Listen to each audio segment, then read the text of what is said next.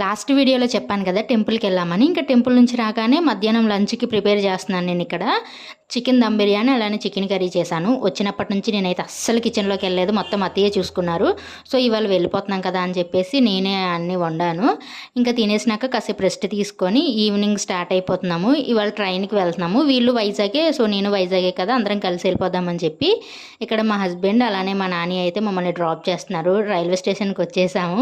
వెళ్తున్నాను కానీ చాలా ఏదోలా అనిపించింది, ఎందుకంటే వీళ్ళని వదిలేసి వెళ్తున్నాను కదా. ఇంకోటి తమ్ముడు వాళ్ళు తోడుంటారు కాబట్టి పర్వాలేదు అనిపించింది. స్టేషన్కి అయితే రీచ్ అయిపోయాము. చూసారా సన్సెట్ వ్యూ ఎంత బాగుందో. ఇంకా ట్రైన్ రావడానికి ఇంకో 20 మినిట్స్ అట్లా ఉండింది. రేపటి నుంచి మళ్ళీ బ్యాక్ టు నార్మల్, ఎవరి వర్కుల్లో వాళ్ళు బిజీ అయిపోతాము. కానీ ఈ 2 డేస్ మాత్రం మంచిగా టైం స్పెండ్ చేసాము, మంచిగా ఎంజాయ్ చేసాము, ఏ స్ట్రెస్ లేకుండా పీస్ఫుల్గా ఉన్నాము. సో రేపటి నుంచి మళ్ళీ ఎవరి పనుల్లో వాళ్ళు బిజీ అయిపోతాం కదా, ఇక్కడ అదే మాట్లాడుకుంటున్నాము. ఇదే వీడియో. ఓకేనా? వీడియో